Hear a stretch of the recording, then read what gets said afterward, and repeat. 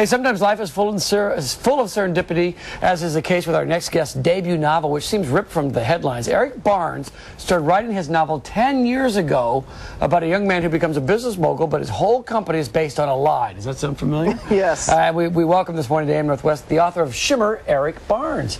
Nice to have you here. Yeah, 10 years ago you wrote this, right? It's ahead of its time. Yeah, well, I was writing it during the kind of dot-com era, and I was working for sort of a dot-com type company, and was making presentations to venture capitalists, and you know, you just began to realize that they would hear what they wanted to hear, and it was a time when, you know, companies like Garden.com, I mean, no offense to the previous guest, but Garden.com was raising millions of dollars on sort of empty promises, and so that's when I started it.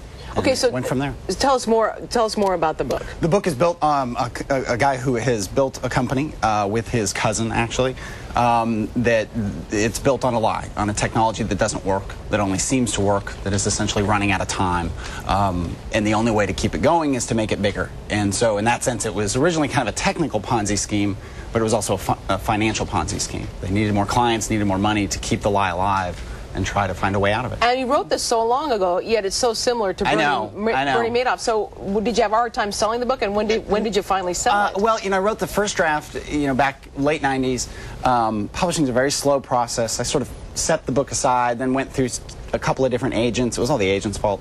And then came back, was writing other things, and came back to it a couple years ago with a wonderful agent, and he stuck with it, and we sold it about a year ago before the Bernie Madoff. Well, now, Bernie Madoff is a great example, because I mean, his entire business was a Ponzi scheme, or at least the big chunk of it. But there are a lot of companies that, you know, have, you know, valid endeavors that just maybe don't pan out. How many real Ponzi schemes do you think are out there in the corporate world? You know, I think it's a fine line, and there's a character in the book who makes that argument that we're making money for our clients today, and we're serving our customers today. The fact that we're going to go bankrupt down the road, companies go bankrupt all the time. And I think, I don't buy that, but it was a part of the book, and I think a lot of companies are built on technologies or premises that aren't sustainable over the long term. That are more hopeful than realistic. Right, and investors know that. They get their money in and they get their money out quickly. Let me ask you your take on the Madoff family. Do you think his family knew? I mean, about...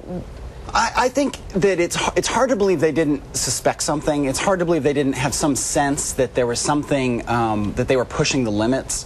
But at the same time, I think if you read the details of how they perpetuated the lie by keeping people who were completely out of the know, sending out false paperwork, they kept their returns up. I think it was a mutual sense of don't ask, don't tell. We don't want to believe. The family and a lot of the customers didn't want to believe what they maybe suspected was true. Because there was some immediate gratification and gain. Yeah. The characters in your book, they're keeping this Ponzi scheme alive. That's obviously a stressful way to live. Right. How do they deal with it? Badly. And I think that really was the beginning of the book, was just to put a person under tremendous pressure.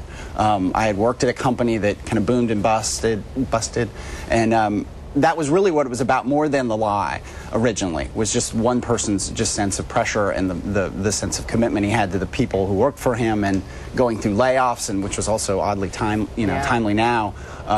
So I think they deal with it badly. And they, would you do me a favor, and we'll let folks know more about your book here in a second, but would you write a book about two talk show hosts of a Portland, Oregon morning show who strike it rich in the lottery? Yes, I will. Because I would appreciate that. I'm going to get my pen back. It'd be a great story, trust me. Yeah. In the meantime, we want folks to know that they can find out more about your book, Shimmer, on our website at KATU.com, available in all the normal places. Eric, thank you. Thanks for coming in today. We appreciate it. I appreciate it. All right, now let's head back to